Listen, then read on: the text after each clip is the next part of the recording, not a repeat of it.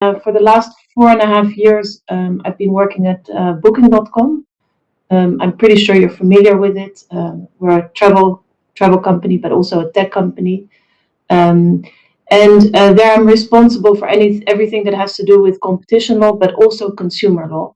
And those are two areas of law that, have gotten quite some attention. And I've been practicing now competition law for the last 15 years, and it's been very interesting because the area of law has developed quite a lot and is still currently in development with all the technological changes. And us as a platform, as Booking.com, there are a lot of difficult questions at the moment as to how tech companies should be regulated or how competition law applies to the tech industry. So in that sense, a very interesting area of law, and also interesting to work for a platform or a tech company at the moment, because that's where all these questions are now being asked, and where there's no straightforward answer yet. But if you're interested, I'll come back on that a little bit later. Maybe. So how did I end up at Booking.com leading a team of 8 people working on competition and consumer law? I'll go back a little bit. I don't have a legal background, so I studied economics, and that's also a little bit where my passion is, at the University of Amsterdam. After an education living abroad in quite some countries, I decided to study in Amsterdam, and I studied economics, and I did the general economics. And then at the end of my studies, I got the opportunity to do an internship in Washington at a law firm, which was not straightforward, but this law firm had actually economists in their law firm calculating damages that can come from different claims, because that's also a part of the law. When you have class actions, parties want to know how much money they can get when they sue a party, and you often need economists to calculate those damages. And that's where I got introduced to antitrust and competition law, because a lot of these economists were making calculations. For example, what were the damages of a cartel, to calculate that. So that's how I got introduced to competition and antitrust law. The terminology, in the US, they talk about antitrust law, in Europe about competition law. And I really found that fascinating. And it was only an internship for 3 months. And it was not the most exciting work I had to do. I had to review a lot of documents, but still I learned a lot, and I saw the dynamics, and I saw this area of law that really interested me. So when I came back to the Netherlands, I was like, ooh, I like this competition law part, and not so much about the legal part, but about more the economics. And because with competition law, you also have to understand the dynamics of a market.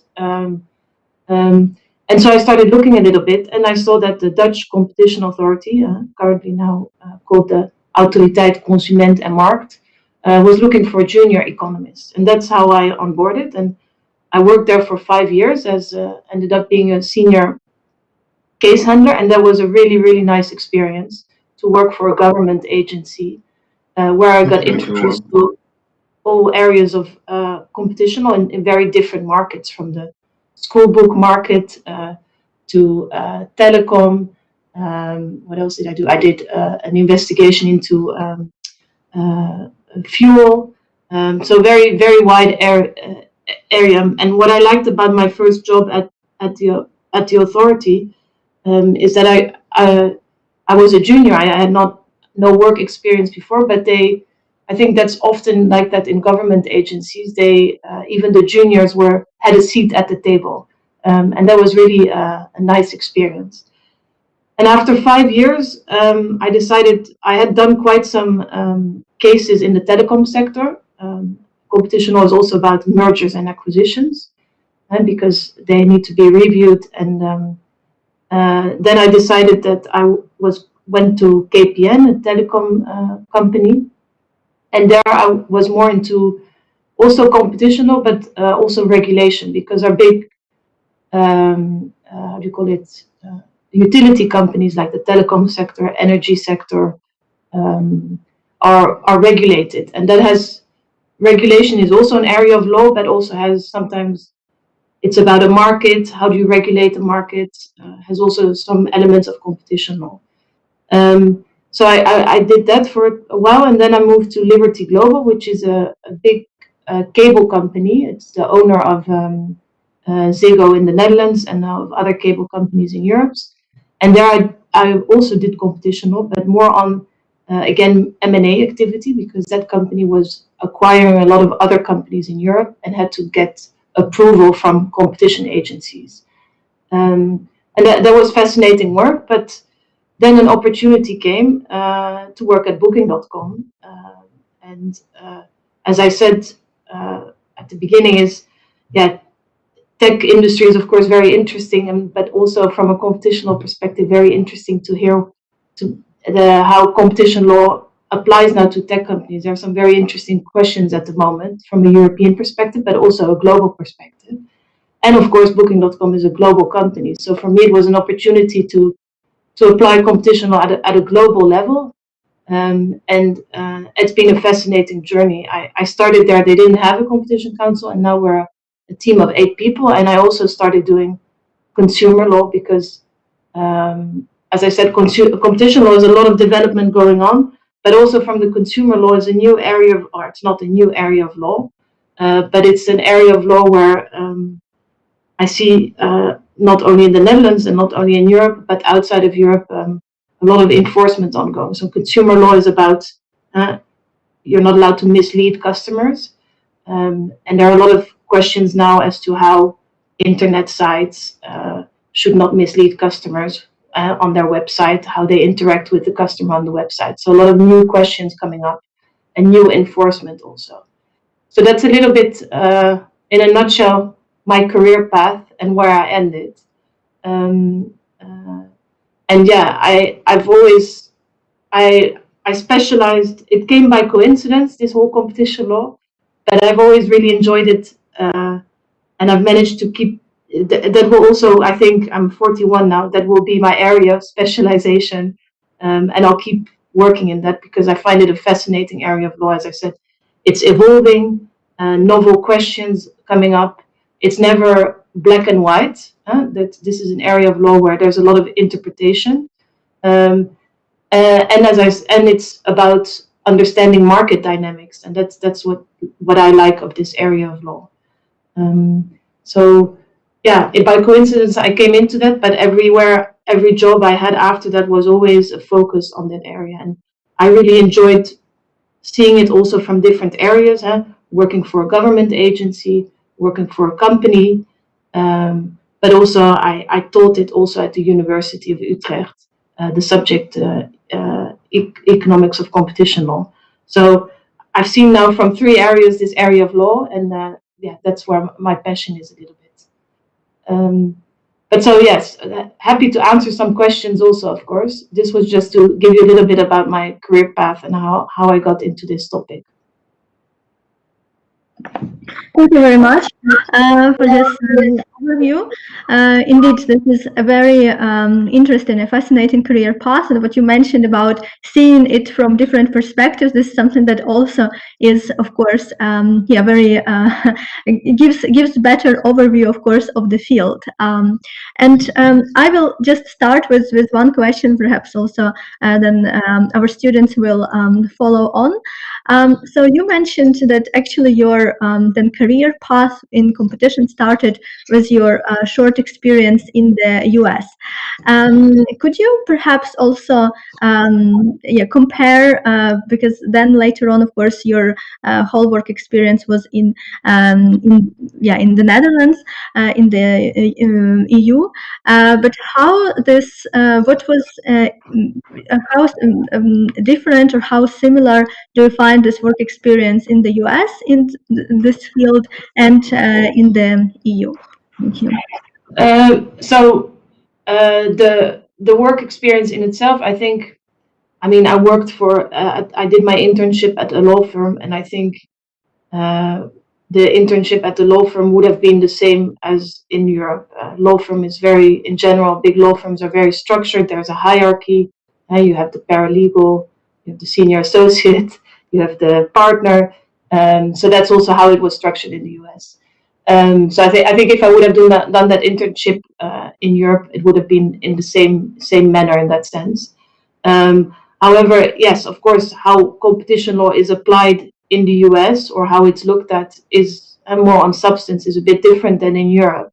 Although we're seeing now, and that we've had investigations now in Europe against Google, Facebook, and Amazon, but we're also seeing that the US is picking up in that sense. So on substance, the idea is always general idea is that the US is a bit more less intervention in the markets. So letting companies grow more easier. I say it in a very simple way. And Europe is considered a bit more interventionist, and that also comes in how competition law is applied. That's a very general differentiator. But I think now with the problem or the potential problems that are globally talked about with platforms having too much power, is also the US is now thinking of intervening.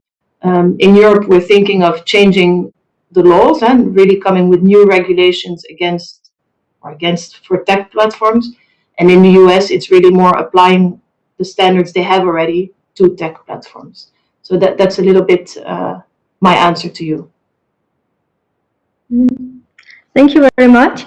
Indeed, this is yes, the two approaches in the EU and the US. They, although everything started from kind of very same ideas about yes, what is good, what is bad about competition, and bad about anti-competitive conduct, but the application indeed is a bit different. But now perhaps it will go a little bit in the same direction. We will see because of recent developments. And right now, there is a question from the student in the chat. So please, yes, I can just read it because our student Annika Graf is saying that thank you very much for being here today and sharing your impressive career path. I am myself very passionate about competition law and would also like to take this direction in the future. I therefore wanted to ask whether you have any tips. Also, what characteristics of an applicant do you find most important? So, from my own experience, and I think that was a really good learning school, was the competition authority, or maybe even in the Netherlands, Ministerie van Economische Zaken. Because what I found with working in a government agency, and I'm not saying you should, but as a first experience, is that you really learn the subject. So when you work in a business, everything has to go fast. Well, if you work for a government agency, you also get the time to really understand the subject. So I think that's a really good learning school. And I know that ACM gives a lot of opportunities regarding internships or writing a master thesis, or even as a first job, they have way more opportunities than I think you can find maybe in law firms or in companies. So that would be, I think, if you have a passion for competition law, getting experience in an agency.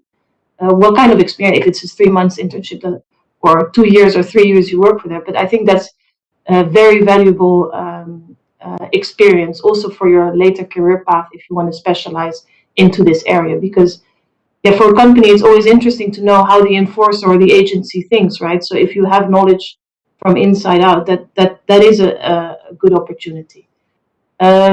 What characteristics of an applicant do you find most important? Yeah, this really depends on where you're applying, right?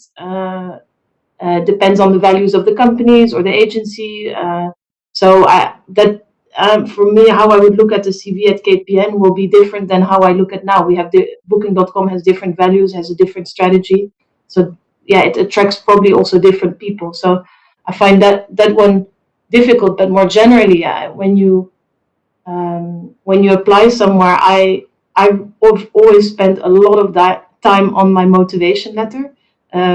Don't underestimate that. I find that a really important.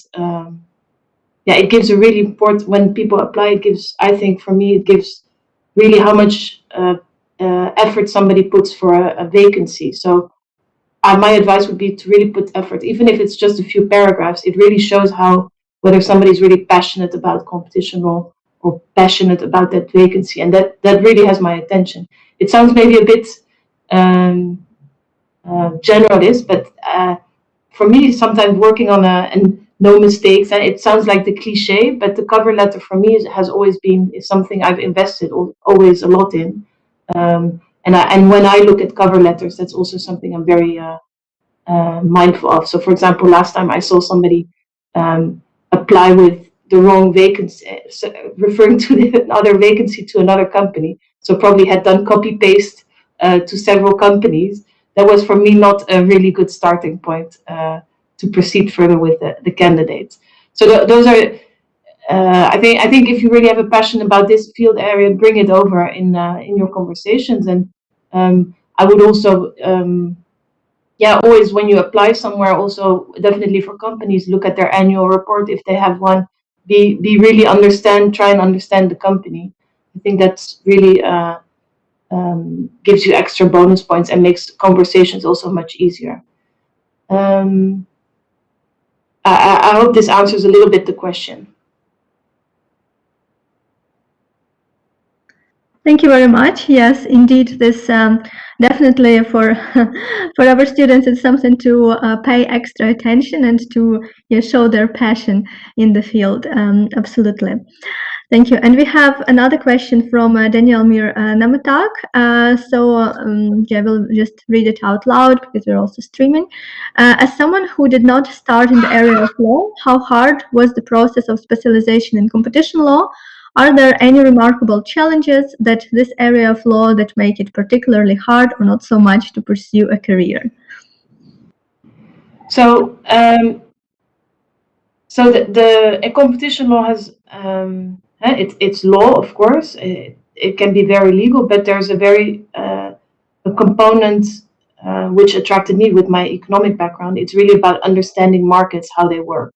So that's why for me it was maybe a bit easy to step into this area of law, because there's this heavy economic component. So in that sense, and also what I said at the ACM, you would always work in teams with a lawyer and an economist. It was always when you were looking at cases. So there was already a mix in that sense. What was more difficult, and where I'll be honest, been a bit lucky in, is that I've ended up working for legal departments. So I report now to the general counsel.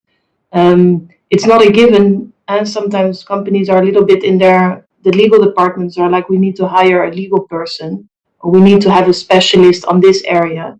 I've been lucky now, 3 times to get hired. Well, 2 times. At KPN, it was not the legal department, it was the regulatory department. But 2 times to be hired in a legal department while not having a legal background. Until now, it has not been a limitation, because I think actually it's been an added value, is that for very complex legal questions, I have my team and I can understand high level myself. But the advantage I bring is that I also have an understanding of the business, or how the business thinks a little bit more than just looking at you from your legal area. So that I think what can be sometimes a disadvantage, or you have to bring it as an advantage. If you're more pragmatic than being in the books or anything, that can also have an advantage. So try to find that. That would be try to find how what you're good in can be an advantage. Also, while at first phase it might seem like, oh, but this person doesn't know about this, or this person doesn't have these credentials in that sense. So, and for me, there was also a part of luck, but that's with anything in a career. There's also something that there is a certain, there's certain luck, but luck you can create. So it's a little bit of in that sense, works together also. And I think, are there any remarkable challenges that this area of law make it particularly hard? Oh, I don't know if there's, for me at the moment, what's really interesting. So in Europe, as you might know, there's a whole discussion of how I come back to the same topic, but that's what is keeping me busy right now, is how the big platforms should be regulated and how competition law maybe needs to be changed. I think what's challenging is that we don't know what direction it is. You can follow the discussions at European level. The European legislators are writing legislation. There's a lot of lobbying, but you just don't know what's happening. So when you're advising the business, it's well, it could go this direction or that direction. Those are a bit the challenging, but you have to be up to date and you have to get a feeling for what's going on. That can be a bit challenging in practicing competition law at the moment. Thank you for your answer. Good morning, and thank you for being here and your precious insight. I'm the E&E assistant here, and I'd like to bring up some questions that I drafted and other students suggested, if you don't mind. Yeah. So first of all, so ideally, other than the theoretical knowledge needed to work in your field, what are the practical skills and competencies that a student or recent graduate should focus on when aspiring to reach a position in a global company? And are there any specific competencies that you see that young professionals working in your field lack nowadays? So I think I think understanding the business, so the strategy of the business strategy, because it's easy to say, well, this is the law, so you have to apply it that way, but you also have to understand in what context are you looking, right? So I think that's an important one. I find really important to be curious. So read to be if in this area of law, it's easy to ask a question and then get an answer, but also to go a bit beyond. I don't know if that makes sense, but and that sometimes you can think, yeah, but you asked me this question, so I'm giving you that answer. But sometimes it's to go a little bit beyond, to show the passion you have, which will bring you further. I think also another important one is, and actually I had thought about that, because when I started, also as I said in my internship, it was not the most interesting work. I'll be honest, it was reviewing documents, and also I have a junior colleague now that has to works on answering requests for information from authorities or government agencies. I've done a lot of these, and you could say, well, it's just answering questions. It's answering about what our business does, more general questions. But I think actually those kind of, you might think at first, yeah, I want to do the more interesting questions, but these kind of things really help you understand, as I come back to the business, but also how to draft correctly. And it gives you, doing that kind of work, or even you could call it the more basic, gives you an advantage, because at one point you'll become the knowledge base. So don't underestimate that kind of work, because people will come back to you like, oh, but you answered that. Can you help me on that one? So I really would not,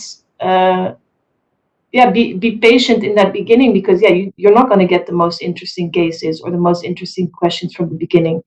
And you can want it, and it's good to have it, but also be patient and do those more pragmatic, what seems more boring work, or more but actually those kind of things. And I definitely, I've learned a lot from that side. So it's that would be my advice also. If that gives some insights. Yes, thank you very much. And now I have a question from an EU law student who asks, how do multinational organizations such as yours strike a balance between using strategic practices to bring the firm to a competitive advantage and the consumer protection on different levels of the supply chain? So I think both can go together, right? Because what we do, if I look at our business, we want to bring the customer a good service, and so that he comes back. So you would think that that comes in line with consumer law also. It's not in our interest to mislead customers and that then they don't come back or that they don't trust our platform. So I don't think one goes against the other. However, there is a gray area where there's interpretation. Consumer law, for example, is about how transparent are you towards the customer on certain things.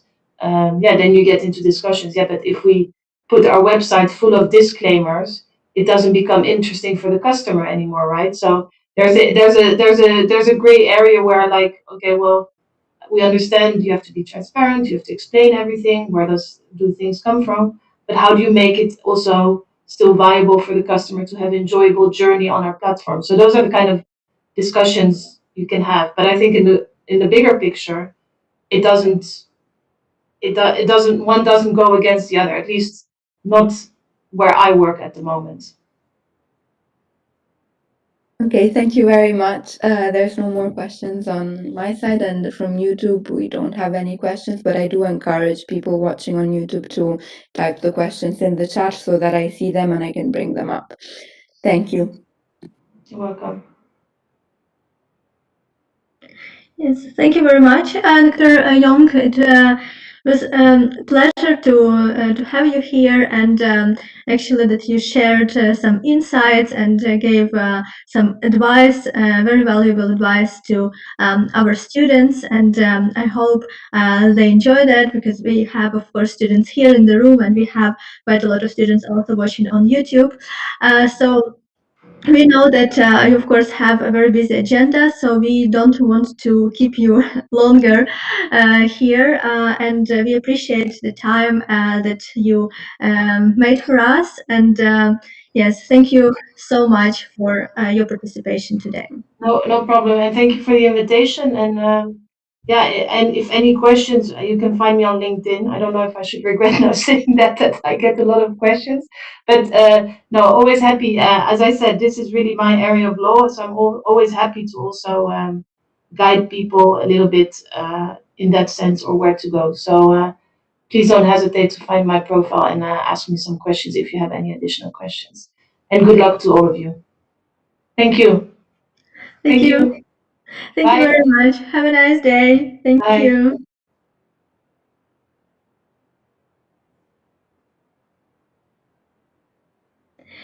Yes, and after we finished with our first speaker, I would like to give the floor to my colleague, Ms. Plasho, and she will introduce our second guest.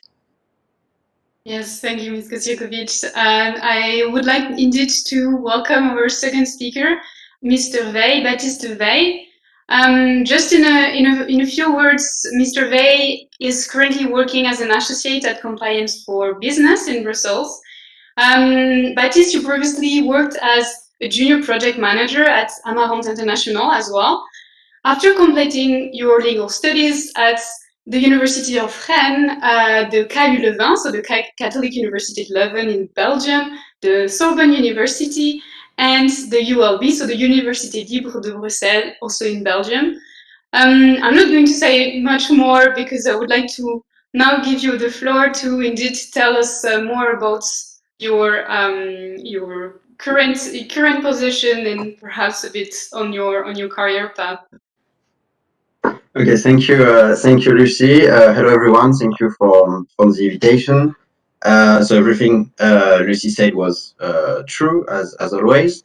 So yeah, I'm currently an associate at Compliance for Business, which is probably less well known than Booking.com, but not less interesting. So we can discuss maybe about that and the difference between big structure and smaller structure. So to go back on my background a little bit, I found myself not really knowing what I want to do after high school. So I went somewhat by chance to law school, and I went and I did a degree at University of Rennes 1 in France. The field I was interested in at that time was journalism, politic affairs, and criminal affairs, but I wasn't sure of everything. And after these 3 years, I didn't know much more about that. So I know I was interested in social law, but that was it. But I knew I wanted to do an Erasmus. That was something I has always wanted to do during my life. So I said, okay, let's go in Belgium. I didn't know anything about Belgium. For practical reason, I choose European law. And that year was really a revelation for me, I would say, because I enjoyed the subject matter, the teaching style in Belgium, which is different from the French style, and I also loved Belgium at a more personal level. So I continue in European law with 1 year in Paris, but the year was localized in Bucharest to discover a new way of teaching again. And during that year, I already had a project to come back to Brussels, but I choose to not search for a job immediately, and I prefer to do an LLM in Brussels to establish myself, to know some people and to have some connection in that city, because the EU bubble is something quite impressive, and even when you know it, it's still impressive because network is everything. I can give you more details maybe about that later. So yeah, and just after my year in Bucharest, I did a 2 months internship for the French Ministry of Environment in Paris to know what working for a public authority, public body is, and it was really interesting. The fact that I was working for ministry, but also the matter. And after my LLM in Brussels, I did 3 months in Deloitte, Belgium, where I was working for the public sector policies, which provide evaluation of EU policies, mostly on digital, and I didn't like it at all. I didn't like the company, which can be interesting, but it was too big for me, and I think it's really important to know what kind of structure is better for you, and in what kind of structure you fit the most. And I also didn't like the digital topics. So I did after that. So yeah, 8 months at Amarant, which is a security private security company. Amarant provides so security services for the EU in countries such as Afghanistan and Iraq, and yeah, so quite I would say country where the security is important. And I didn't know anything about security before joining them. I know how to write a proposal to make an offer for the EU. That's what I did in Deloitte, but I didn't know anything about guns and security services. But I learned, and I love to learn new topics. That's maybe something you can find in all my backgrounds, is that I switch in a lot of times the topic of work. And after 8 months, I decided to leave that company, and I joined Compliance for Business, which in which I'm currently working. This company provides compliance consultancy to a company in any kind of area. So it can be football clubs, it can be association, it can be everything. Mostly we're working with banks and financial institutions. And it's really interesting because the EU is hardly working on compliance and creating a lot of new laws to control to give more control on the structures, and those people don't know. And sometimes you have startups when the CEO is kind of a geek, so he's really good at in the technical side, but regarding compliance and law, he doesn't know anything, so he really needs help on that. And what can I say more about that? Yeah, I think that for an introduction, that can be it. So I just want to precise that. Mm, mm, yeah, sorry. European law can with European law you can go to multiple direction, such as of course, competition or EU institution, but you need to be sure that you can go basically everywhere. And even if I didn't, I never worked on Belgian law. I'm currently working with Belgian regulation, Belgian authority control. So you are developing some soft skills to be adaptable in any situation, and I think that's really important. And everybody needs to focus on those soft skills as much as the hard skills, and the fact that competition, it's article 102, I think. So yeah, I would say don't forget that part. So yeah, that was it for an opening statement. Thank you very much, Baptiste, for telling us more about your path, your study path, and your career path.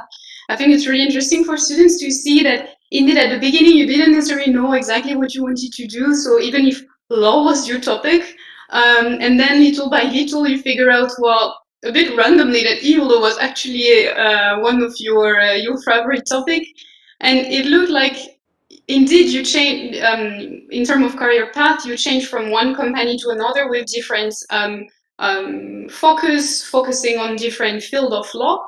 And perhaps the first question that comes to my mind is how do you adapt to those different field of law? And especially at the end, you were mentioning Belgium law. So indeed, you were mentioning soft skills in order to adapt. But yeah, could you perhaps tell us a bit more about these changes between companies and field of law? I think it's really based on your personality. Maybe you will be. I am really curious about everything, so I love to learn. I love to learn new skills, new topics. So it's just a personal aspect of my life. When I found something I don't know, I just want to know it. But I the counterpart of that is I don't go maybe deep enough on some topics, and some people will really prefer that. So you just need to know what kind of personality you have, and yeah, if you want to adapt to discover new things, I discover new systems, because I studied in France, Belgium, Romania, and then Belgium, but not in the Flanders part. So it's always different, and you always have to adapt. And yeah, if you are curious and adventurous, I would say that's maybe something you will just do it. Basically, I think the human the human is really capable of adapting a lot of different situations. So I see. Thank you. And when you were mentioning Amaranth International, you were talking about security aspects and also relation perhaps with non-EU countries. So were you still working with EU law at that time, or yes. not? And then my second question will also be about what kind of legal what kind of legal field do you work on your current job? So at Amaranth, it was European laws in some aspect, because the contract we had with were with the European Union. So it was rules by the European laws, but sometimes we need to explain, for example, how some security guards will be employed, and they need to be locals. So of course the social law, the labor law which will apply will be, I don't know, law of Afghanistan, and so you have to just know what the Afghanistan's law code and a labor code said about hours of work and everything. So yeah, it was a mix of both. And currently, I am working with, so mostly on financial and banking institutions. So it's the NBB, National Bank of Belgium, which provides a lot of regulation and circular, and we mostly work with that and the EBA, so European Banking Institution. which provides guidelines as well, which are really important for us. So that's the most important source of work for us. Okay, thank you. Thank you very much. So here we see that even though you work with Belgium law, it looks like, of course, there is this influence from EU law in your work as well. Yeah, it is important, and I work for some clients who wants to expand across the European Union, and you have to, for example, a really important part of my job is the AML directive, so anti-money laundering.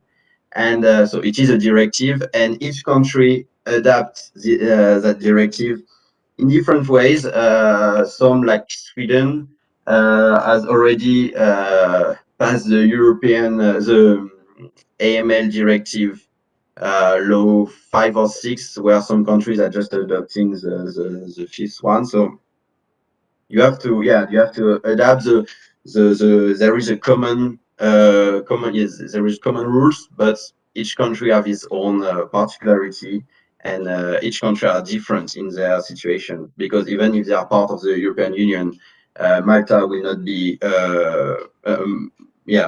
ruled as Sweden if we have a problem with anti-money laundering.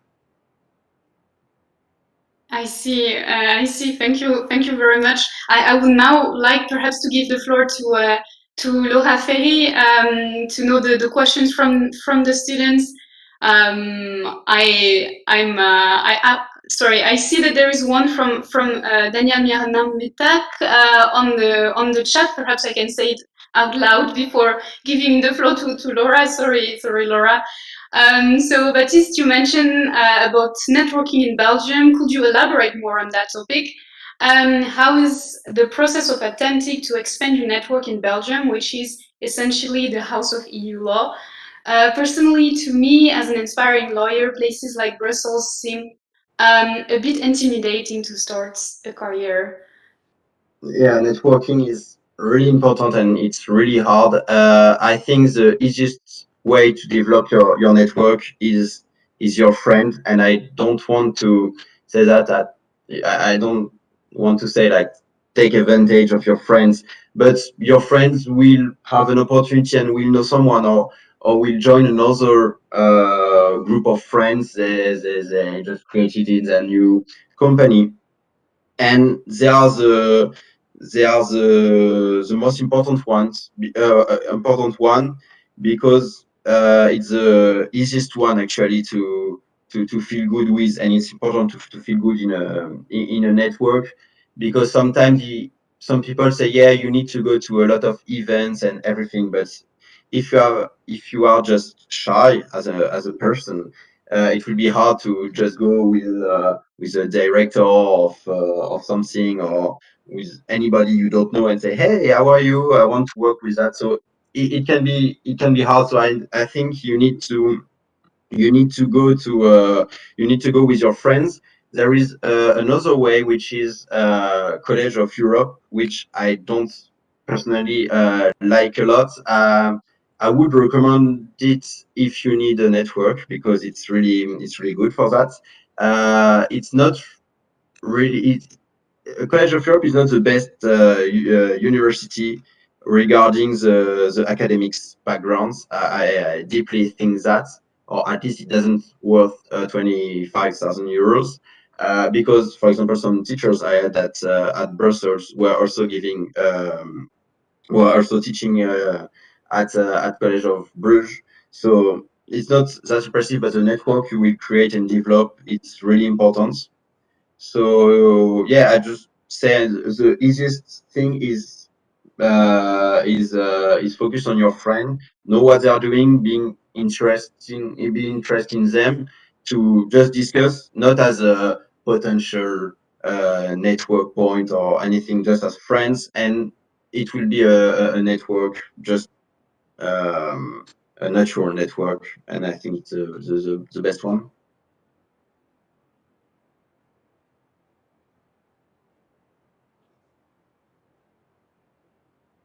Sorry, I had a small issue with my mic. Thank you very much, Baptiste, for this answer. I think that's it's interesting to know more indeed about this networking.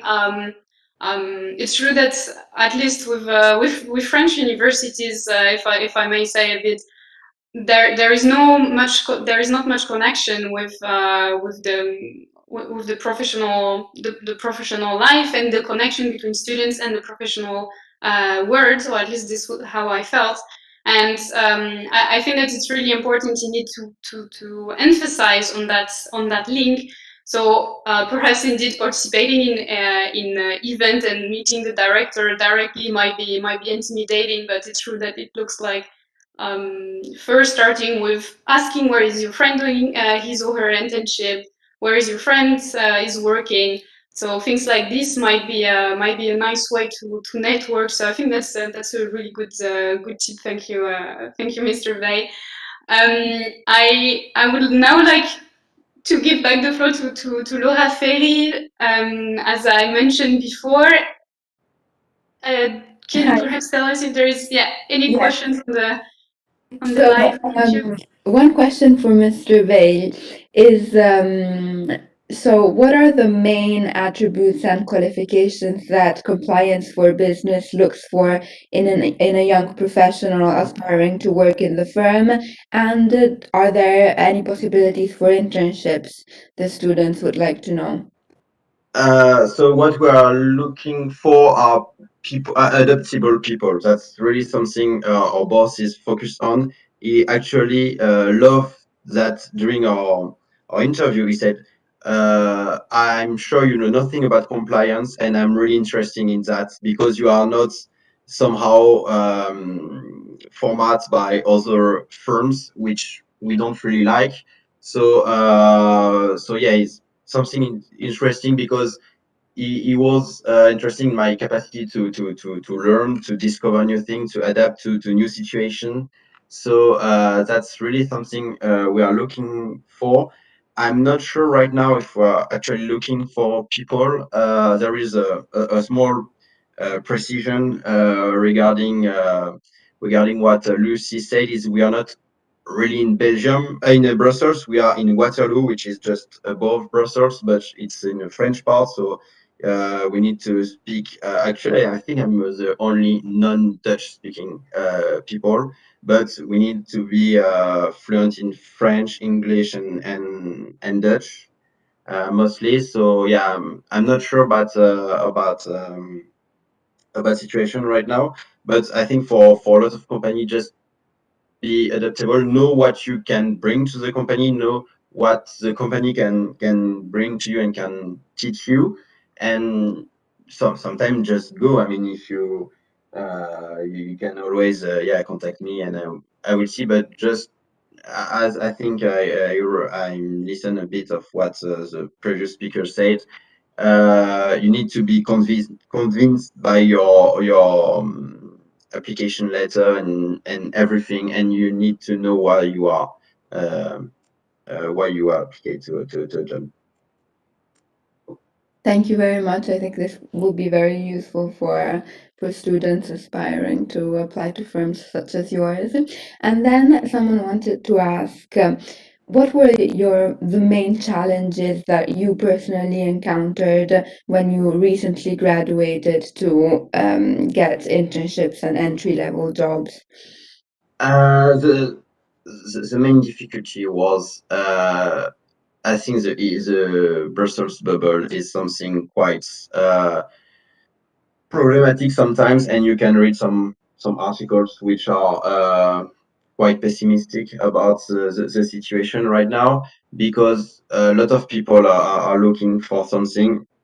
They don't know anybody in Brussels, and a lot of companies just want to take people from College of Europe and just will not answer your application, don't give you anything, even a no sometimes is good for applicants because you have an answer, and sometimes it can be really hard to receive nothing. So to establish in Brussels and to work in the EU Brussels without connection I think it can be really, really difficult, and I would advise you to, yeah, maybe do a year in Brussels. I know we are in Brussels. We have so I went to the Université Libre de Bruxelles, which is a French-speaking University of Brussels, but you also have the VUB, which is a Dutch-speaking part. So maybe it can be a way to just be here, discover how it works, use the university connection, and yeah. Thank you very much. So, last question on my side. To work in your field, French is very necessary. Would you agree that being bilingual, English, French, or even trilingual is something really important and that could give you a real advantage?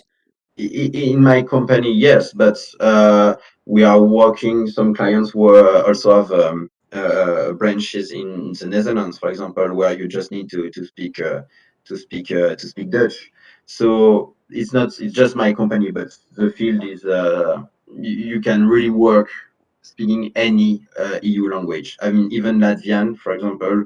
I know the relation between a payment institution and the Bank of Latvia are only in Latvian. So I don't think you have a lot of language requirements based on the topic.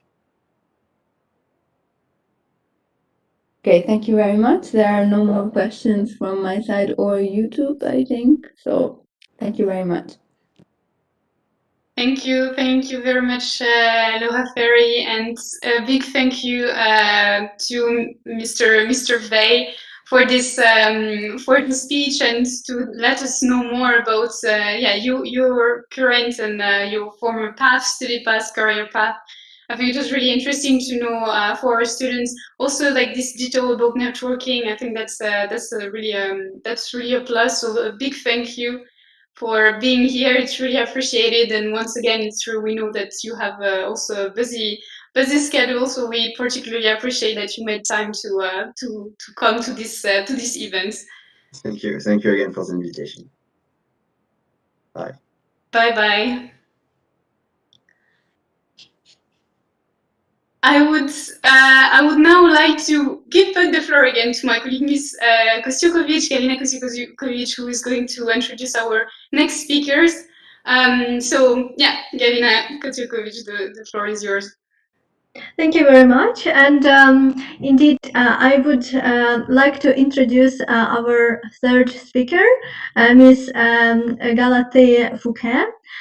She is at HUA's alumna, actually, so for students it will be, of course, very interesting to also know to get the insights from the person who started her career here at HUA's. After her studies there, she also studied at the College of Europe, and now she is working at the EU delegation to El Salvador. So she proceeded with a diplomatic career, and she is talking to us from El Salvador. It's a bit late over there, so we really appreciate that she could join. And now I would like to give the floor to Ms. Fouquet. Please, floor is yours. Thank you, Galina, and thank you so much for having me. It's really a pleasure to participate in the ENE this year, which I myself attended quite recently, actually, because I graduated from the Hague University in 2018. So this is not that long ago, and so I'm really happy to be able to share my experience, quite short experience, with the students today. And indeed, it's quite late here, so sorry for the lighting, but it's 2 in the morning, but I'm really happy to be here, and yeah, feel free to interrupt as well if you have any questions. So as you said, Galina, I work at the delegation of the European Union to El Salvador, a very small Central American country, but very interesting as well. And I work in political affairs. But first, I'll tell you a bit more about my academic path. So I graduated from the Hague University, as I said, in 2018. And I studied French law as well, a bit before and during my studies in The Hague. So I have a bachelor in French law as well. And then I studied 2 masters, one in international relations at the French Institute for International Relations and Strategic Studies, and one at the College of Europe in Bruges, where I studied EU diplomacy in particular. So this was my specialization as a master's student. And so I graduated quite recently, actually, less than 2 years ago, and I directly joined the EU delegation here in El Salvador. The College of Europe, just to briefly mention this, I personally really enjoyed it, and I thought that it was a really amazing experience. And if you're scared about the tuition fees, just know that over 70% of students get the scholarship, usually a full scholarship. So don't be afraid to apply if that's something you're interested in. But of course, we can talk about this later as well if you want to. During my studies, I undertook several internships, first in a law firm in Paris for a very short period of time, just for 1 month in August. I think this was at the end of my first year in The Hague. Then I worked at the International Court of Justice, then at the French Embassy in the Netherlands, where I worked on bilateral cooperation in criminal matters twice. And then at the permanent representation of Luxembourg to the EU, because I'm French and Luxembourgian. And during my time in The Hague, so when I was studying your bachelor, I went on exchange to Peru for 1 semester. So this was my first experience in Latin America. And I really tried to make the most of my time as a student. So I volunteered for the introduction week with Irina. I tried to be published a few times in the Il Salo Journal, for example, in the press as well. And for a couple of years, I volunteered. It was actually one of assignments, but I volunteered as a translator in French, English, and Spanish, which are my 3 working languages. And I worked for several international organizations and NGOs, such as UN agencies, for example, peacekeeping missions, etc. So that's a bit about the academic background and about my current job. So I started in September 2019, so almost 2 years ago at the EU delegation here in San Salvador. Since it's a very small delegation, a very small embassy, I get to cover quite a wide range of topics, let's say, from internal politics to elections to human rights, governance, democracy, foreign affairs, and we also cover regional integration because we are accredited to a regional integration organization, which is called SICA. So this is quite a lot, and it never gets boring, which is something that I really enjoy here. And I work directly with the ambassador of the European Union. And basically on a daily basis, I get to coordinate our political relations with headquarters, with other embassies, with the government and other authorities here in El Salvador, with civil society and the press. A large part of my activity is political reporting. So we prepare monthly reports, flash reports when there's something going on that could interest Brussels. I prepare local statements, speeches of the ambassador, articles of the ambassador in the press. So I would say that this is the main part of my job. Then I get to represent the EU in meetings and events of interest for the European Union. I prepare monthly, or depends, it can be once or twice a month that the ambassadors of member states of the European Union, which are present here in the country, meet. So I prepare these meetings and do all the reporting. I organize high-level missions. This was the case, for example, right before the pandemic. Unfortunately, it was not really possible afterwards, but right before the pandemic, we had a delegation from members of the European Parliament working on Central America who came here for a few days. Then I also co-organize public diplomacy initiatives. Right now in May, for example, we're organizing the Month of Europe, and we're actually organizing quite a lot of activities. For example, a bike ride, a marathon, film festival, etc. We're lucky to be quite in a good situation regarding the pandemic. So yeah, we're actually quite lucky to be able to organize something for the Month of Europe this year. And to give you a few more examples, and to show that that the daily work is very varied. For example, in February this year, I was accredited as an official international election observer, as El Salvador was having 3 elections on the same day. And due to the pandemic and other events like political crisis, and weather events like hurricanes, we get to do a lot of crisis response for the EU. So this is what I do on a daily basis since September 2019. And on a more personal touch, I would say, contrary to Baptiste, from as far as I can remember, I've always wanted to work in foreign policy and foreign politics. But in the French system, it's not really possible to start with international relations for your bachelor. So you basically have to pick something such as economics, law, foreign languages, history, for example.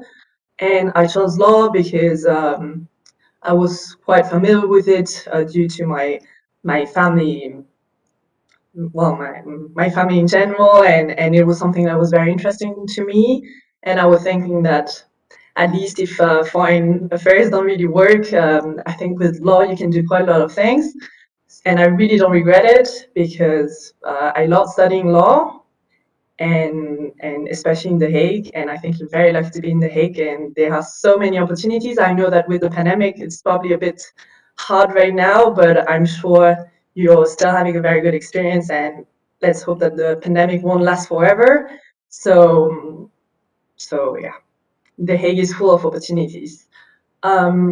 My participation to a panel called Careers in EU Law might be a bit surprising, but I really believe that law really is really useful, and including in a career in diplomacy. First of all, EU law appears to be very useful because you really have to understand the procedures and the functioning of the institutions. And this is something very important to master when you want to work in European affairs, whether in diplomacy or law or whatever. I truly believe that understanding the institutional complexities and how the procedures work is extremely important. So EU law really helped me in that sense. Then, secondly, internal EU policies have concrete consequences on our EU action externally. You can think of internal market, security and defense, migration and asylum, environmental or health policies, which are hot topics right now. And all of these policies, which are internal policies, really have an impact externally as well. And then thirdly, I also get to work on legal files, and my legal background really helps in that sense here in El Salvador. So I can also give you one concrete example. El Salvador went through a very tough civil war quite recently because it ended in 1992.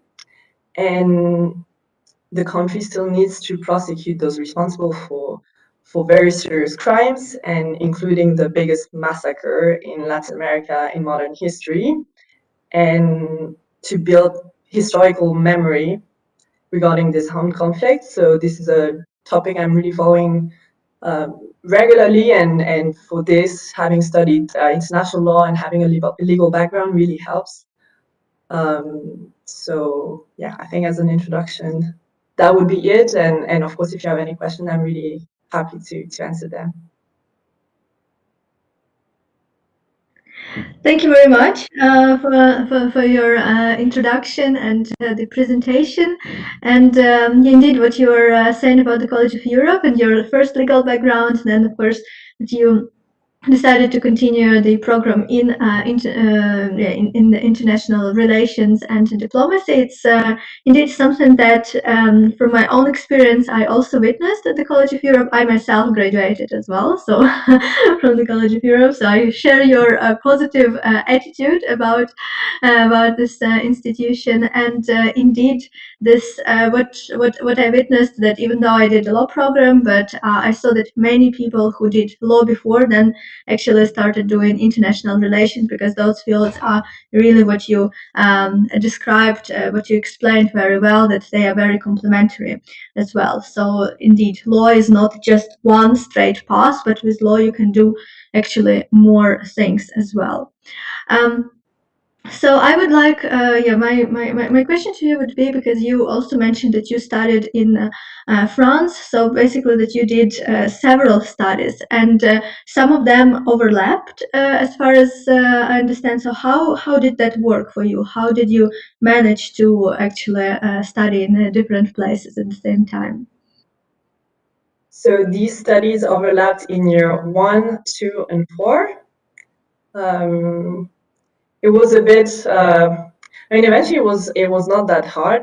A lot of people told me, but how can you possibly manage to study, especially in 2 different countries at the same time, and still do, I don't know, internships and be involved in academic in activities at the university, for example. And I really believe that the more you do, the more productive you get, and I think a lot of students have had the same experience.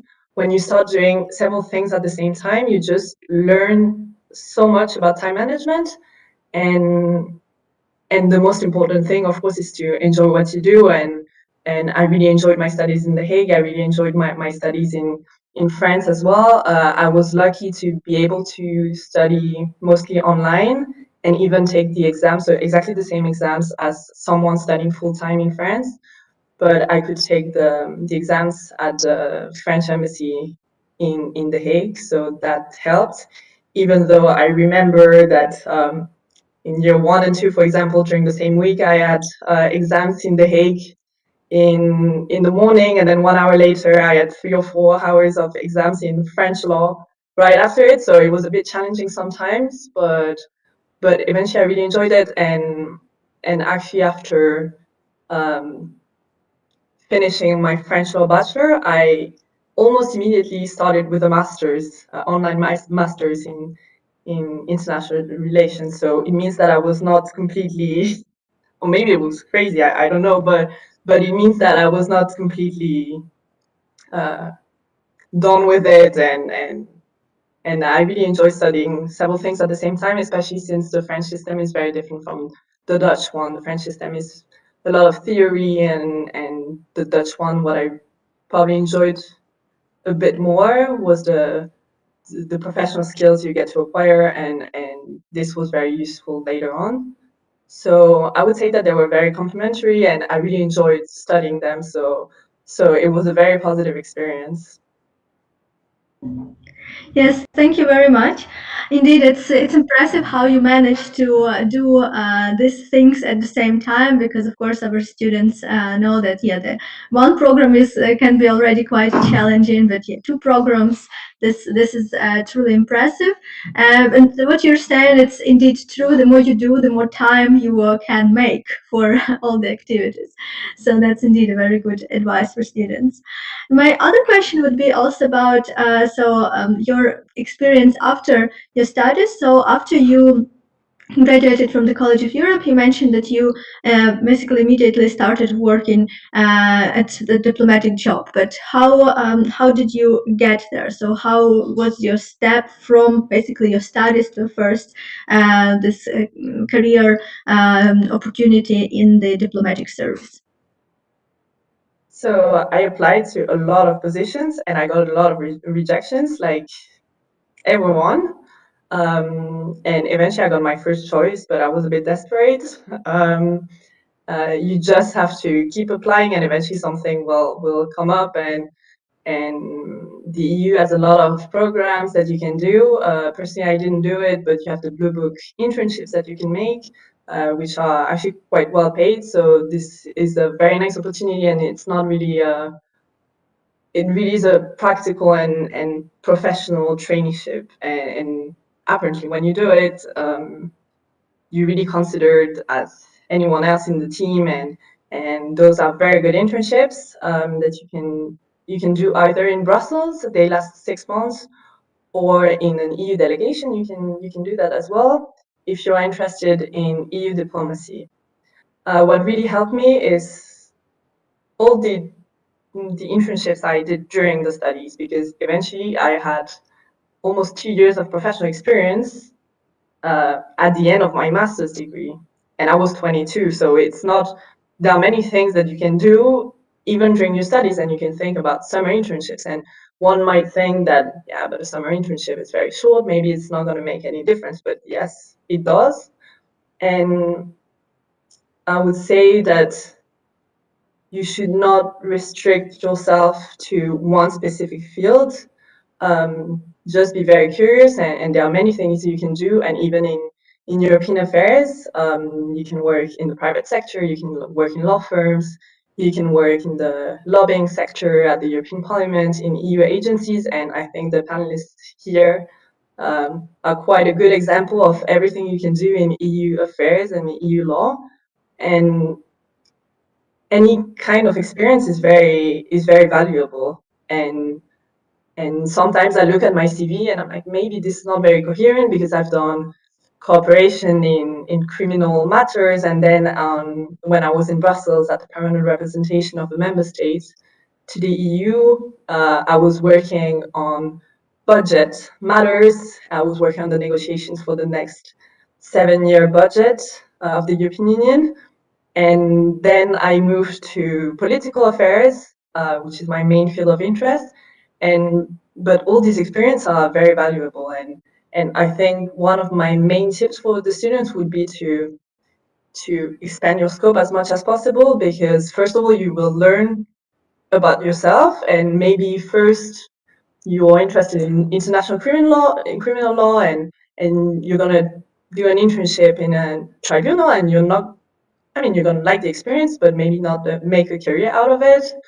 And then maybe you're going to look into EU energy law and really enjoy it. So sometimes the unexpected is the best. And I mean, in life in general, and for me, for example, when being sent to a small Central American country, I had no idea what to expect, and eventually it happens to be the best experience. So my main tip would be this, to expand your scope and to really try to explore as many fields as possible. Thank you very much. And yeah, now I would like to give the floor to Laura Ferry, if she can, yeah, perhaps gather some questions from YouTube and from the students. Thank you. Yes, from YouTube, our student Edwin asks, good morning. Did you either choose your 2 master's degrees specifically to obtain your current position, or did you choose these out of your personal interest and just happened to find the job afterwards? I think you did speak about this a little bit, but maybe if you could expand a bit more. So as far as I can remember, I started thinking about diplomacy and being a diplomat at 6 years old. So I had it very clear what I wanted to do in my life. And yeah, so for me, studying law was a really great experience, but I knew that this was not to make a career out of it, as I said. And international relations, a master's degree in international relations was quite the obvious choice for me, and then specializing in EU diplomacy, because this is something I've always been passionate about, and I have origins from 3 different EU member states. So it was quite obvious for me to work for the EU, and let's hope that it will continue, of course. But yeah, for me, it was quite an obvious choice. Thank you. And then we have Natasha asking, I am doing my law degree at an older age, 30 plus, which means that when I am done, I would be older and with not a lot of experience in the legal field. How would this affect my likelihood for acceptance in your opinion? Actually, for the European Union, to become a civil servant from the European Union, you have to take competitions. So those are very difficult tests, and you don't necessarily need a lot of experience. So and then there are several fields. You can be a generalist. You can ask to be a lawyer. You can ask to be a lawyer linguist. So being sort of a legal translator. So you can definitely apply to that type of competitions. Of course, they're very hard, but the fact that you don't have experience, I mean, don't have a lot of experience, I wouldn't say that this would be too complicated. Just as I said, try to do as much as possible during your studies. Of course, I don't want the lecturers here to hate me for saying this. Of course, studies are extremely important, and one should really focus on the studies. But in my opinion, these two, I mean, extracurricular experience and studies are really complementary. So I didn't skip any class during my studies.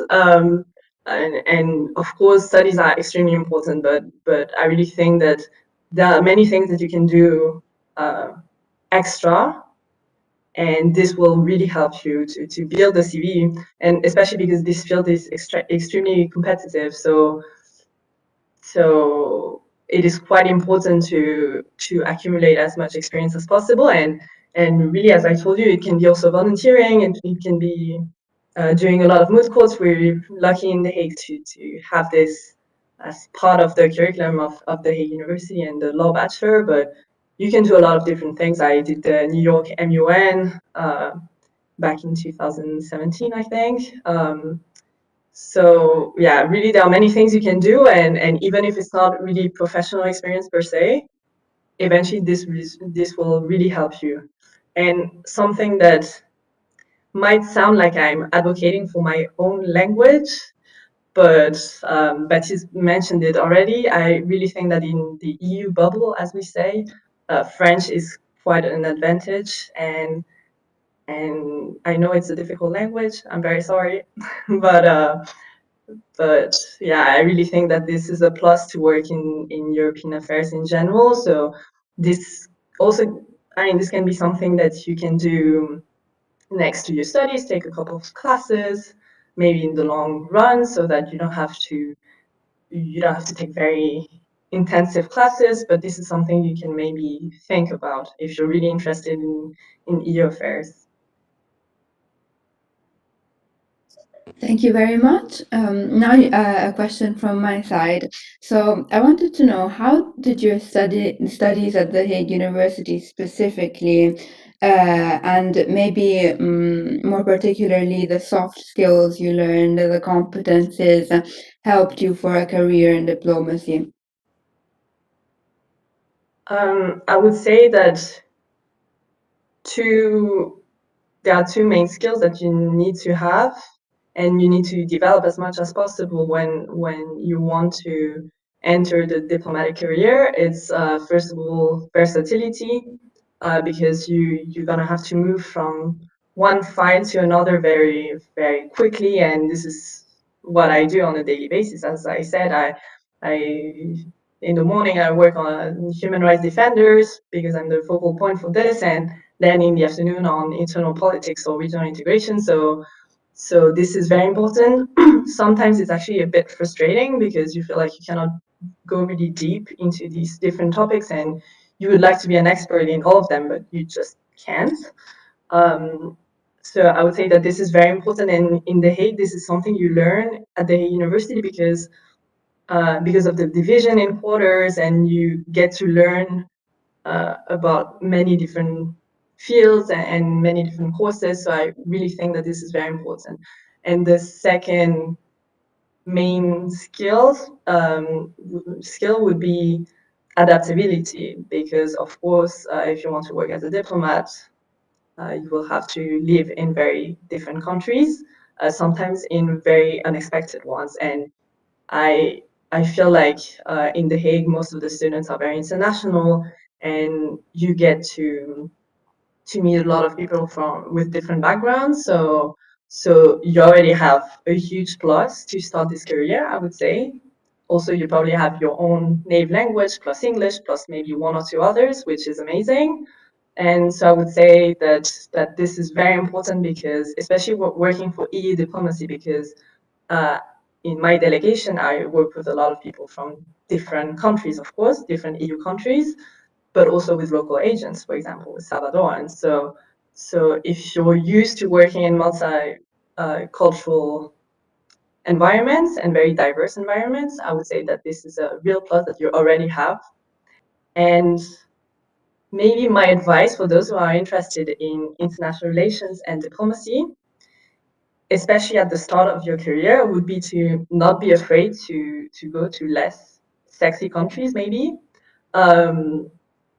according to public opinion, or to go to smaller structures. And this is valid not only for EU diplomacy.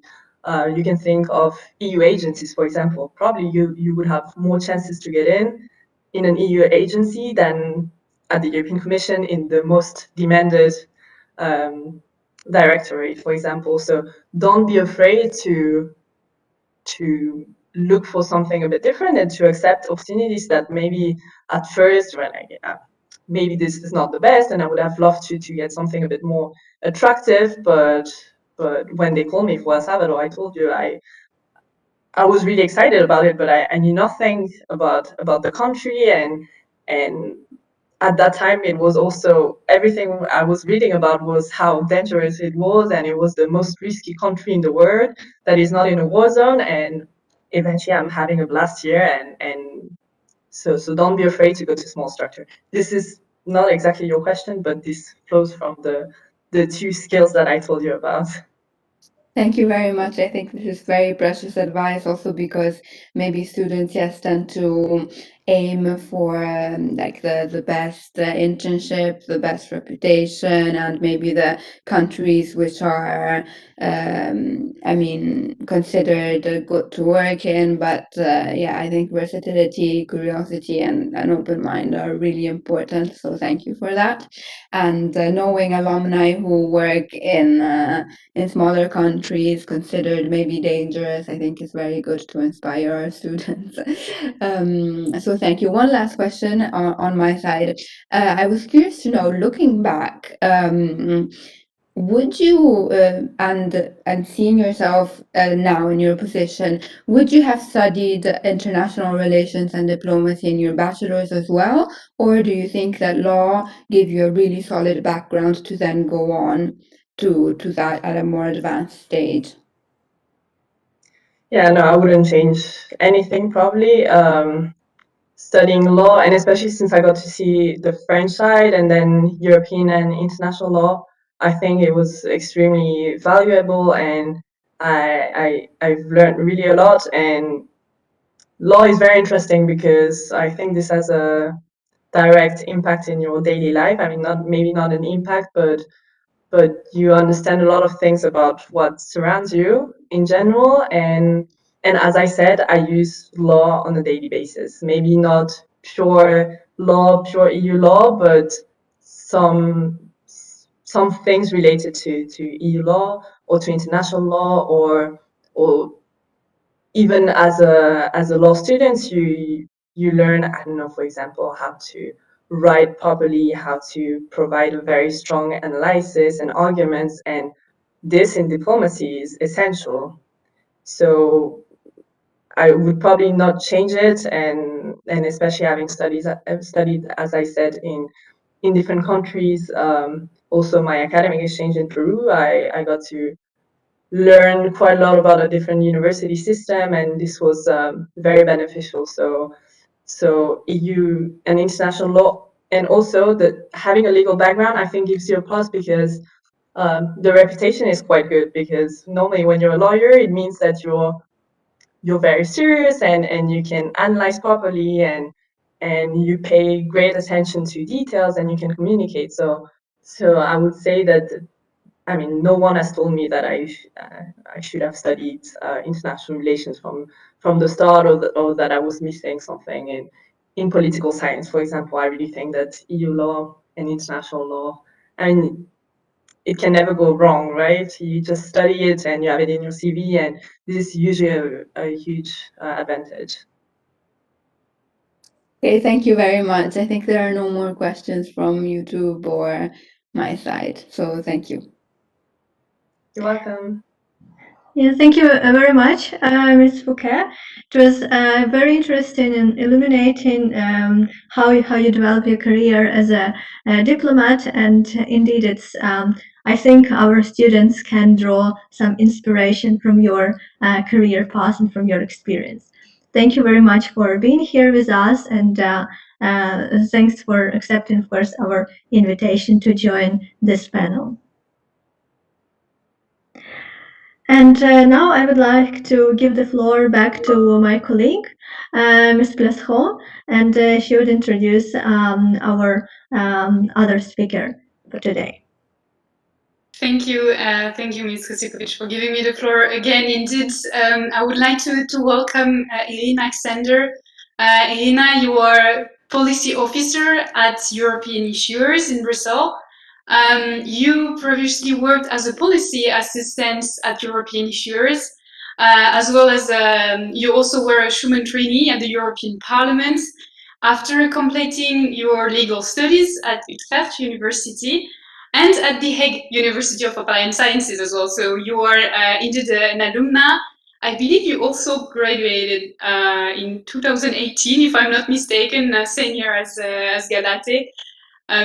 So yeah, this is a really few words about you, but we are really looking forward to know more about your career path and perhaps a bit of your study path as well, since you graduated from the same university as our students.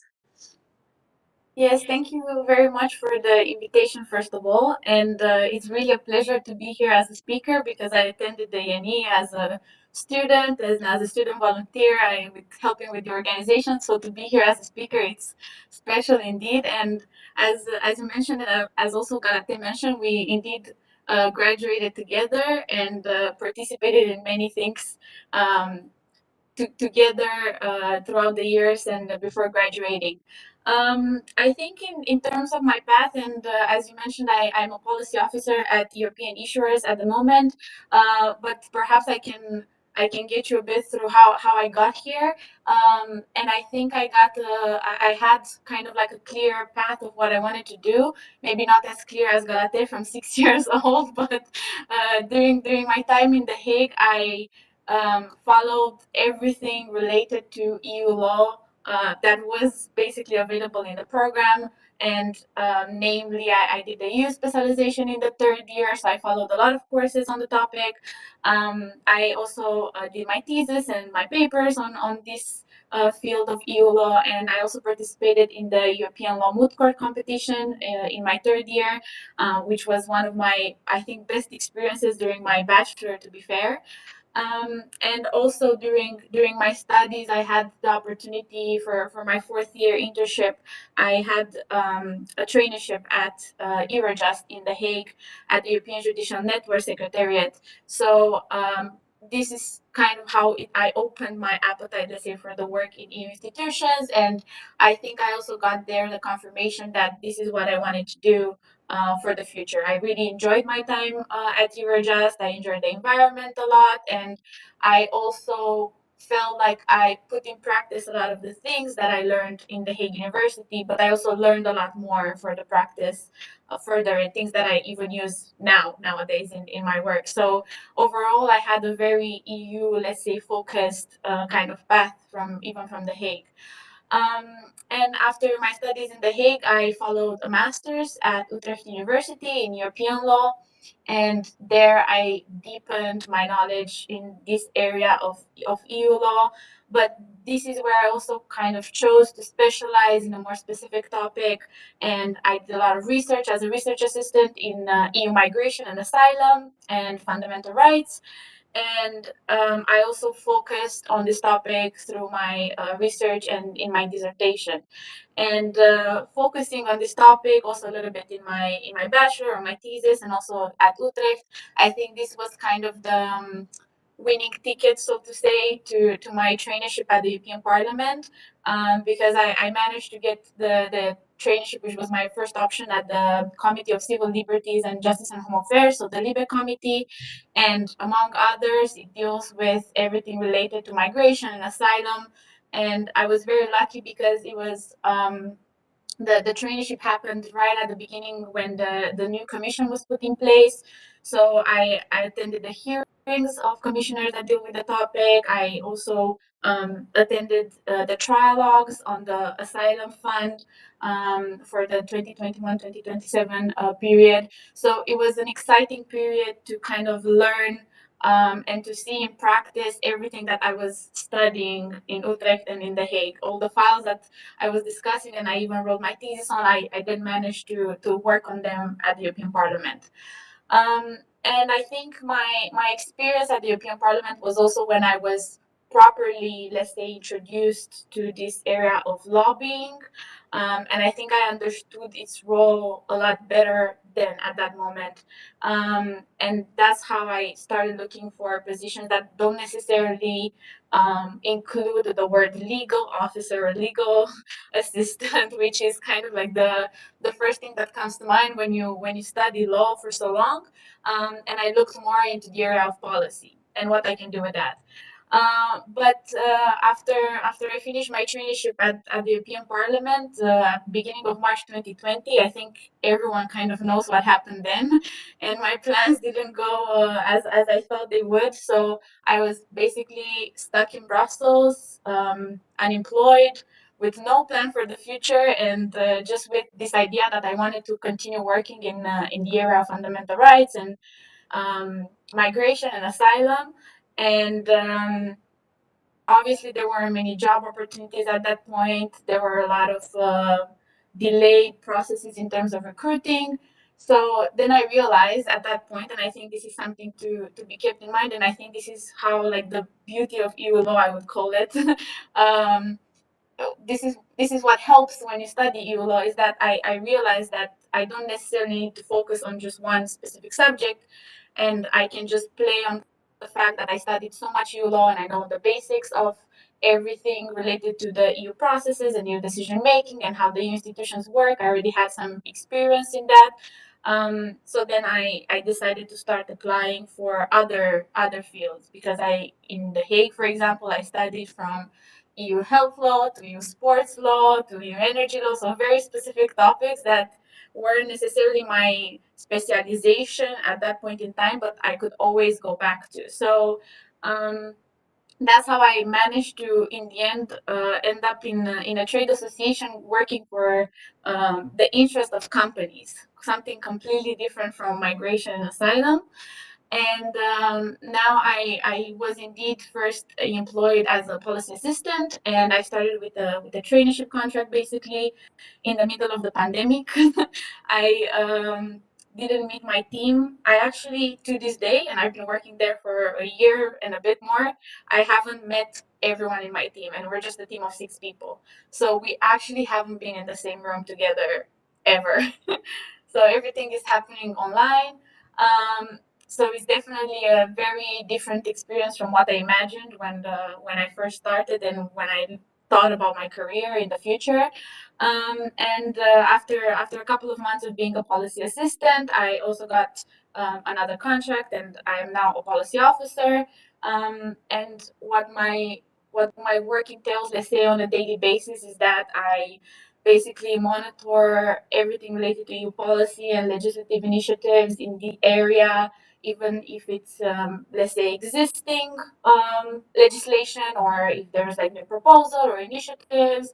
And I keep in touch a lot with the policymakers, so I keep in touch a lot with people from the European Commission, from the relevant units for us, and I get in contact a lot with the members of the European Parliament, and also with the permanent representations of the member states in order to basically make the voices of the companies in Europe, the publicly listed companies in Europe, heard before the EU institutions. And it's kind of like we do a lot of consultations. We reply to a lot of consultations from the European Commission, especially, but also from the agencies relevant to us. So, for example, ESMA, I work a lot with ESMA. And whenever there's a legislative initiative, there are consultations of stakeholders, and we're one of them. So I gather opinions from our members. I relay a lot on their expertise, and then we draft papers, and we basically make the concerns of companies heard before the EU institutions. And it's the same in return when companies have some kind of issue that they need to put forward. And this was a lot happening, especially during COVID, because companies were affected a lot by everything that happened. You know, the work stopped for a lot of actors. So there are a lot of position papers from our side, let's say, or requests for different measures to be put in place in order to help the recovery of the economy at that point in time. And I have to say that, especially with the measures for COVID, it was a very rewarding kind of environment because everything happened very fast. So you will ask for some measures, for some relief measures, and then the commission and the union had to act very fast because it was kind of like it was a crisis basically. So you saw the results very fast, and it was a rewarding process. I think from what something maybe for the students to take away from this is that I started on a very specific topic and I had my mind set on something very specific. And I wanted to definitely work on the area of fundamental rights and migration. And then I completely switched at some point. And I have to say that I completely enjoy everything that I'm doing right now. And it's a topic that I didn't think that I would work in, but I do now and I very much enjoy it. It's very rewarding. So I think that when I know for myself, when I was, for example, choosing my specialization or choosing my thesis topic or my dissertation topic, I really thought it was going to be a life kind of decision and I will never go back to something else. But I think it's important to know that you can always go back to some other topics because, especially in this area of EU law, the processes are the same. The institutional relations are the same between the EU institutions. Very similar process in which the legislation is being written and drafted and published later on. So I think for this area of EU law, this is something to be kept in mind. And I think I will leave you at that. And if there's any any questions, I'm very happy to answer. Thank you very much, Alexander. It's really appreciated. Your intervention is really appreciated, and I think it's really important to emphasize what you just mentioned at the end. Indeed, with the field of expertise, which was initially mainly fundamental rights. You said asylum, migration law. You were mentioning that indeed your bachelor thesis, then your master was focusing on that aspect. Your first experience, working experience at the LIBE committee in the European Union Parliament was also focusing on that part. But then you moved to something different now with something more related to company law, and you partly answered that question. But I would still like to perhaps ask you a tiny bit more about how was the transition between those two fields of law? How could you perhaps advise our students on how to switch from one area of expertise to another? What would be your tips and tricks for that? I don't know if I have tips or tricks for this specifically because for me, the tip that I would give is that just be open for the challenge because I was very lucky because the team that I entered basically here at European Issuers, and especially my boss was very supportive, and she said that you have the basis of EU law and you know everything about this area, it wouldn't be hard for you to understand everything that happens with the institutions because you already know it. And it was true. And then she said, you will learn everything else in terms of the substance by doing. And I did. Like now, after 1 year and a bit, I know things that I've never thought or imagined that I would know about companies and about raising capital and the public markets. It's very complex and it's a field that I didn't really go into so much before, but now I know a lot about it. And the the switch is not so hard if you, and I was lucky that in The Hague I really followed all the courses related to EU law. So when I got here, I still remember things about companies, let's say from my course on EU company law, or things related to competition between companies, and I still remember some things from there. So I think because I studied so many topics, I think I can adapt myself a little bit to different topics depending on the need. And then I learned, of course, by doing. I prepared myself a little bit, but not everything was new to me when I came here. So I understood some things about the capital markets, how they work, about companies, how they work, what their needs would be, and then you just learn by doing, and that's what I've done. It's just being, and I think Alate also mentioned, is to keep it a bit broader and to keep an open mind and to be open to the challenge, because if you have the basis, then it's easier. And I think also in Brussels, what I've seen, and especially at the European Parliament, I've seen that in my committee, in my secretariat, that a lot of the administrators, they're working for 6 years in this committee, and working on fundamental rights, for example. And then I knew that beforehand they worked for 6 years in another committee that dealt with something completely different. And I think it's a bit usual that in Brussels people switch from one substantive topic to the other, but they kind of do the same work. They still work the same lobbying, and the processes with the EU stay kind of the same. So I think it's quite usual in the EU bubble, how they call it, for this to happen. I see. Thank you very much. I think that's really interesting, and indeed for our students to see.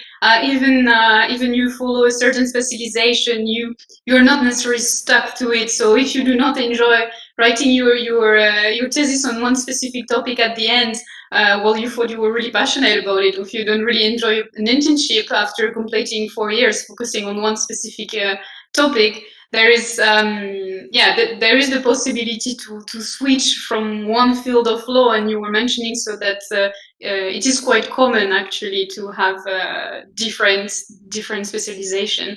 And since you're mentioning this EU bubble as well, this made me think about the networking that was mentioned before with Baptiste Veil.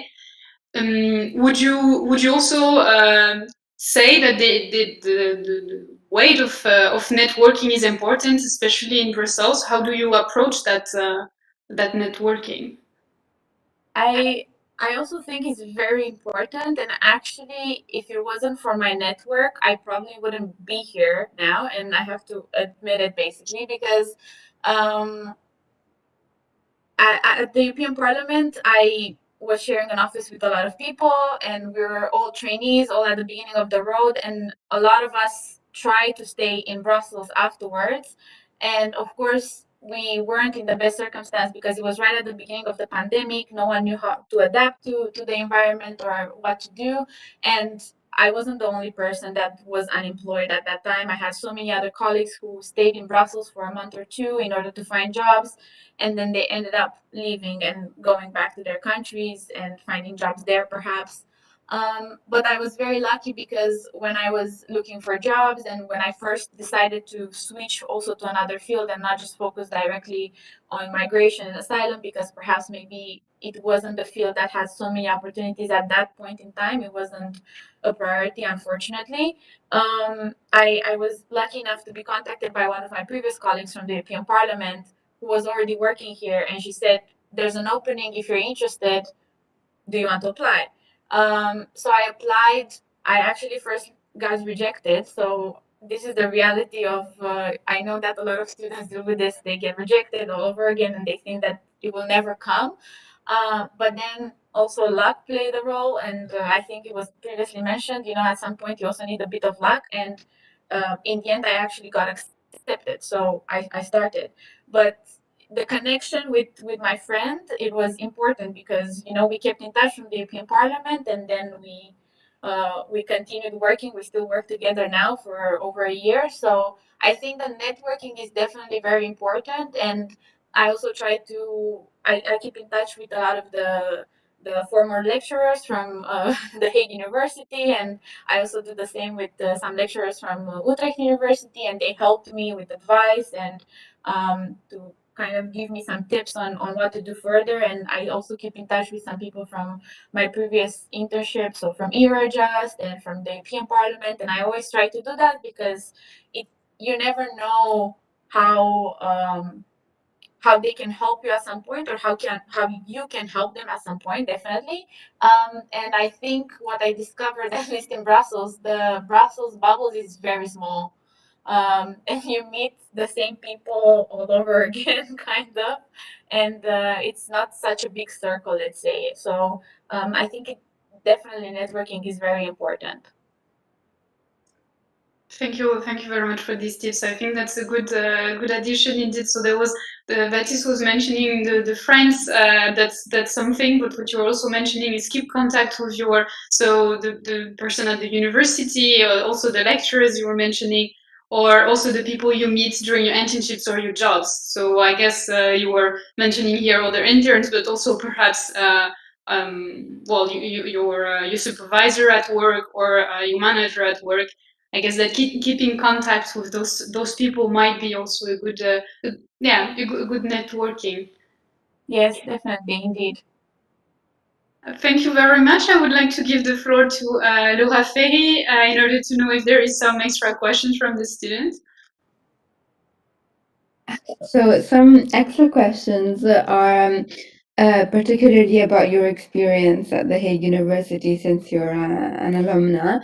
And someone wanted to know what were the main skills that you learned at the Hague University, even though you studied law, that made you, that were more useful in the end for the job that you do now, a policy officer. So the practical skills and competences that you learned to us. I think, also as Galata mentioned, I also think the extracurricular activities are very important, and I've also been involved in a lot of things. When I was in The Hague, I was also in ILSA and with the ILSA Journal and student ambassador, and I know that sometimes especially when you're a bit older, let's say, and when you already have some experience, they look kind of like silly kind of things that you would do when you're a student, but they actually help a lot. And I personally, even in my interview for the position at Eurojust, I remember my supervisor said that the thing that made her pick me for the interview and for the internship was that I was the editor in chief of the ILSA Journal, and she wanted someone that had like the skills of drafting and editing and so on. So it was something very small, but not small, but in terms that you wouldn't think that this is what would help you. And I think that the focus on the practical side from The Hague, and also the skills classes.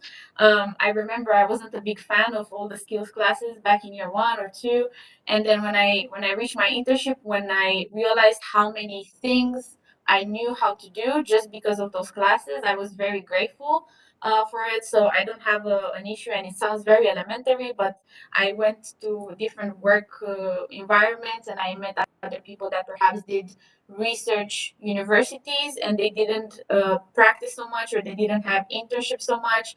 And very basic things. I know how to draft a letter. I know how to draft an email. I know how to do footnotes, and it's very elementary what I'm saying. But trust me, you will be surprised how many people out there do not know this. So I think this everything in terms of skills helped me. I remember we also had some classes on advocacy when I was a student at The Hague, so definitely that helped. And all these sessions of E&E, you meet different employees, employers, and people from different institutions and organizations. And I think the whole thing is very important. The whole environment was very important for me and how I got here. Okay, thank you very much. And is there any more specific advice you would give a recent graduate or a third-year student who wishes to pursue a similar career path to yours?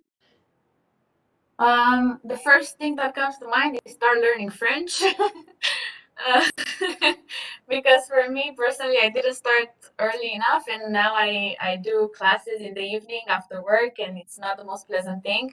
It's not detrimental because for example, I do everything in English, for example, now, and my organization works in English. Also, the work at the European Parliament was in English, but at some point, you will, if you want to be in Brussels and in this bubble, let's say, and work in this lobbying area, I think French is very important, and if you have at least a basic knowledge, it will help you further. And I think also Galata mentioned just any language is very important in this field because the more languages you know, it's easier to get in contact with some people. You know, you play the language card kind of, and then you just contact them in your language or in their language, and it's easier to just communicate and get in touch with some people. But yeah, for me, I think what I wanted to know perhaps earlier was this area of lobbying and that there are opportunities out there, even with policy. And policy is not so far removed from law. And I still do a lot of things related to law and legal things, even in the job that I have now. And it might not sound obvious. And I work a lot with legislation, with amendments. We draft amendments for different proposals. So I definitely deal a lot with law, but it's just called policy. So I think I wish I knew this a bit earlier, perhaps. Okay, thank you very much. I think it's very good to know for our students because the difference between law and policy is often, I mean, there's a lot of confusion and perhaps the two things are interlinked, so our students should not exclude any possibility. So thank you Definitely. very much. That's it. I think there's a question from YouTube from Natasha. She asks, would you advise a complete specialization in EU law, or would a combination of EU law and commercial law benefit in the EU law sphere? And what courses would you highlight of the EU law curriculum? Well, back in my day when I was a student, the year specialization, I don't know how it works now, but it didn't have enough courses to complete your third year credits. So I even had two courses from the commercial law sphere. So I studied private international law, for example, and now it came in handy, definitely. But I think, as I mentioned, the courses are important, and the path that you choose in your university is important, but it's not the life long decision, and I think you can always switch a little bit. I think the most important courses would be the very general ones, so you public law, if I don't know if you have like the EU constitutional law or everything related about the EU decision making and all the processes within the EU, so the general things. And then if you choose a couple of courses that are more specific, they will always help you in the long run because you can switch a little bit. But I think if you know the very basis of EU law and you're very confident in what you know related to the constitutional law of the EU, the decision making, the legislative process, I think then you will find it easy to switch from one subject to the other. And the commercial law side will benefit you if you want to do something in that field. It might benefit you to do something related to, I don't know, public international law. If you want to go into diplomacy later on, it might be useful in that area. But it really depends on what field you want to go into your career later on. Okay, thank you very much. I think there are no more questions from YouTube, and so thank you. Thank you as well. Thank you very much. Thank you very much, Rina Xander, for answering the questions and for sharing with our students your path, your career path, your study path. It was really, really interesting. really important to know what is the future looking like. Also, the fact that you studied at the Hague University was particularly interesting to make a connection with our students. So thank you very much for your time. It's greatly appreciated. And I would now like perhaps to give back the floor to Ms. Kosjokovic to close this event. So, Ms. Karina. Thank you very much. And indeed, I would like to thank our speakers again for this fantastic panel, for sharing your experience, for giving some tips, advice to our students. And I hope that students got some inspiration, got some more understanding of what their options are out there, and that they can look broadly at various, of course, opportunities that might appear. And just also one thing, perhaps a bit like a little link in relation to the last question that Irina received, because you mentioned, and also Galatea mentioned about more broad overview of the subjects. So indeed, now as we are changing the curriculum also for year 3, and we have very practice-oriented modules in the EU law. So also for our students, perhaps based on what our speakers said today, also like the module EU public law and governance can be interesting also for the careers that are also similar to what our speakers talked about. So also look at this model, because indeed what Irina especially was mentioning at that, I just thought that perhaps we can draw this students' attention to this particular choice. And on this note, again, so thank you very much. We highly appreciate your time and availability. And so I speak from the whole students' body who were, of course, watching us here, who were joining on WebEx, and also many students who were on YouTube, because, of course, we are live streaming this event. I wish you all the best also in your career. And it's great to have such amazing law graduates, that you make to us great, you make us proud, and keep going to per aspera ad astra. So we wish you all success, and we are really happy to see and to share also your successful stories. Thank you very much. Thank you. Thank you very much for the invitation. Thank you so much. And of course, if anyone has any follow-up question or whatever, they can contact us via LinkedIn, email, whatever. So please feel free to contact us. I mean, I'm speaking on behalf of Irina as well, but I'm sure she agrees. Definitely. No, it's no problem. And I love keeping in contact with the students. I have some students still that I keep in contact with, so I'm very open. And if you need any further advice, or if you have any questions, I mean, I'm no expert, but I'm very open to discuss further. Thank you so much. And what about could our students use LinkedIn or would it be fine? Definitely, yes. Okay, so yes, thank you very much. It's very kind as well of you. And indeed, for our students, I'm pretty sure that they will be happy to also, perhaps ask more personal questions, in private. So thank you for this opportunity as well. And I wish you a very nice day ahead. And to Galatea, it's night, so. 3 in the morning right now. Morning, yes. It's been a long day, or a very early start of the new day, but Long day. Great. So Pleasure. that pleasure is ours. And so we